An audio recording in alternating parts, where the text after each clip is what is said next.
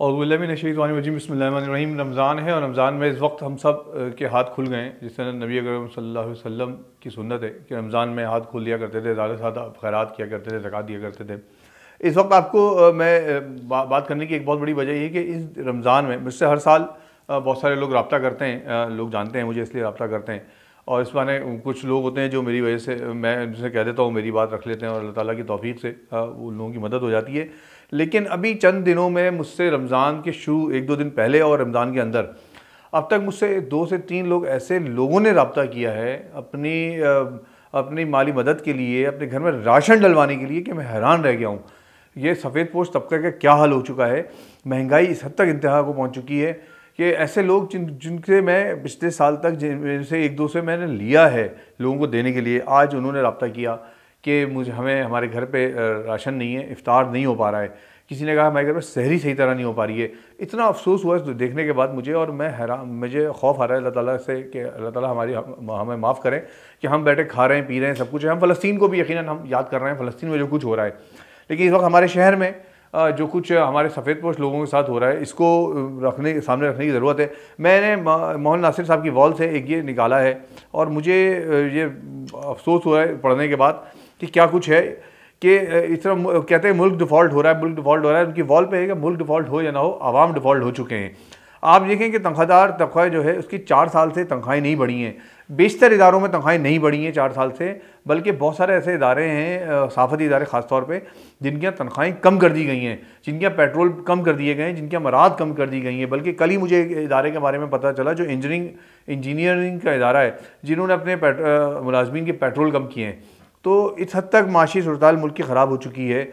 लोगों के पास जो कंपनीज़ हैं उनके पास अपने मुलाजमीन को देने के लिए पैसा नहीं है और बाज़ जगहों पे उनकी नीयतें ख़राब हैं। बहरहाल ये जो कैलकुलेशन आई है उसके मुताबिक गुज़श्ता 4 साल 5 साल से तकरीबन लोगों की तनख्वाहें 80% से ज़ायद लोगों की तनख्वाहें नहीं बढ़ी हैं। और हालत यह है कि स्कूल की फ़ीस में 80% से ज़्यादा इजाफा हो गया है। 1000 वाली कॉपियाँ किताबें 5500 रुपये की हो गई।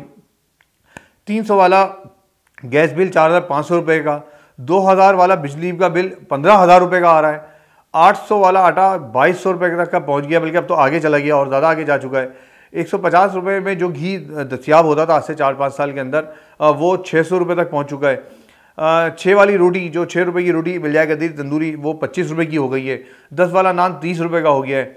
और इसी तरह आगे आप चलते हैं तो 50 वाली चने की प्लेट 150 रुपये की हो गई। जो एक गरीब आदमी, जो एक मजदूर था, जो ठेले से खड़े होकर अपनी पेट की आग बुझा लिया करता था, वो उसके लिए भी अब 3 वक्त का खाना मुश्किल हो गया है। वो एक वक्त में गुजारा कर रहा है।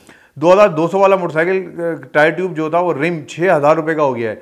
यानी कि वो हमारे लाखों ऐसे लोग हैं जो मोटरसाइकिल पे सफ़र करते हैं, क्योंकि पेट्रोल एवरेज कम होता है, वो अब अपनी मोटरसाइकिल पे भी सफ़र करने से कासिर होते जा रहे हैं। इसी तरह 150 वाला पेट्रोल 300 रुपये का हो गया। 20 वाला चिंची का किराया 50 रुपये तक पहुँच गया है।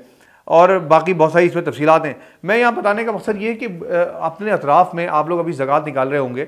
फ़लाही तंजीमें इस वक्त बहुत भरपूर अंदाज में काम कर रही हैं और मैं इसकी हिमायत करता हूँ कि फ़लाही तंजीमों की आप मदद करें, चाहे वो अल-खिदमत हो, चाहे अल-मुस्तफ़ा वेलफेयर हो, चाहे सिलानी हो, लेकिन अपने ऐसी फ़लाही तंजीमों के आप ढूँढें जो वाक़ईतन फ़लाही तंजीमें लोगों के लिए काम कर रही हैं, जिसमें हॉस्पिटल चल रहे हैं, उनके इदारे चल रहे हैं, स्कूल चल रहे हैं, मुख्तलिफ जो उनके काम की जगहों पर काम कर रहे हैं। वो सिलानी का दस्तरखान है एक बहुत मशहूर यहाँ पर, तो ये काम कर रहे हैं। बहरहाल इनको आप ज़रूर दें, क्योंकि पिछले दिनों मैं इसी वीलॉग में बता देता हूँ कि पिछले दिनों महाजिर मूवमेंट के जो कायद हैं आफाक अहमद साहब, उन्होंने, चेयरमैन साहब ने वो जारी किया वीडियो को अपनी, और उसमें उन्होंने कहा कि ये फ़लाही तंजीमों को मत दें और ढूंढ ढूंढ के लोगों को दें। मैं उनकी इस बात से एग्री करता हूँ कि ढूंढ ढूंढ के लोगों को दें, लेकिन इस बात से एग्री हरगिज़ नहीं करता कि जब वो ये कहते हैं कि ढूंढ ढूंढ के महाजिर लोगों को दें सिर्फ, और ढूंढ ढूंढ के ऐसे लोगों को दें जो आपके उर्दू बोलने वाले हैं, फ़लाही तंजीमों को ना दें। मैं इससे एग्री नहीं करता।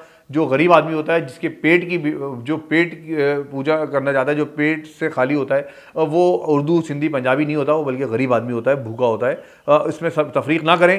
अल्लाह ताला उनको हिदायत दे कि वो इस ज़कात देने में भी वो इस तफरीक कर रहे हैं, जबकि ज़कात का मसला है कि मसारिफ़ जो उसका हकदार है। बहरहाल मैं अपनी बात पे वापस आता हूँ, और मैं आज अपने वीलॉग को मैं अपने यूट्यूब पे नहीं डालना चाहता था, फेसबुक पे डालना चाहता था, लेकिन मैं डाल रहा हूँ क्योंकि मुझे लगता है ये कि ये मामला शायद आज का नहीं है, ये आइंदा साल का भी होगा और बहुत अरसे का होगा। हमें इस वक्त बहुत ज़रूरी है कि अपने अखराजात को महदूद करना है, अपने आप को कम करना है, आप यकीनन बहुत अच्छा खाते होंगे घर के अंदर, आप बहुत अच्छा पीते होंगे, आपका इफ्तार का जगमगाता होगा इफ्तार। हाँ, उसमें तो थोड़ा सा कम कर लें और अपने अतराफ़ में, अपने पड़ोस में, अपने आसपास में देखें ऐसे लोग मौजूद होंगे, आपके भाई बहन ऐसे लोग होंगे जिनकी ज़रूरतें हैं। आपकी ज़रूरत थोड़ी सी कम हो जाएगी, अगर ख्वाहिश बल्कि आपकी कम हो जाएगी और उनकी ज़रूरत पूरी हो जाएगी, तो ये अल्लाह ताला का बहुत बड़ा अजर है। और इस वक्त ऐसे लोग बेइंतहा हो गए हैं यहाँ पे, इस महंगाई ने, इस हुकूमतों ने जो कुछ हमारे साथ किया है, चाहे साबका हुकूमत हो चाहे मौजूदा हुकूमत हो, जिस बुरी तरह आवाम का इस्तेसाल किया है, इस इस्तेसाल की वजह से इस वक्त एक आम आदमी, आम तबका, एक सफ़ेद पोश तबका भीख तो नहीं मांग सकता वो जाके, लेकिन वो छुप छुप के आता है। मैं एक और बात आपको बताऊँ, आज से 2 साल पहले तकरीबन मैं ऑफिस से घर आया तो हमारे यहाँ मतलब जिस जगह मैं रहता हूँ उस सोसाइटी में ही एक ऐसा मियाँ बीवी थे जो मुझे घर में, जब मैं घर आया तो वाइफ ने बताया कि कोई मियाँ बीवी हैं, 2-3 दफ़ा आ चुके हैं आपसे मिलने के लिए। बहरहाल मैं रात देर से ऑफिस से आता हूँ, रात देर से आया 1-1:30 बजे, तो देखा 1-1:30 बजे वो फिर आ गए, शायद कहीं खड़े मुझे देख रहे थे। वो आ गए और वो मैं नीचे उतरा, उसमें से खातून ने अपनी निकाब लगाया था, वो मुझे ऐसा लगा कि मैं उनको जानता हूँ, और साहब जो उनके शौहर थे उनको मैं जानता ही था।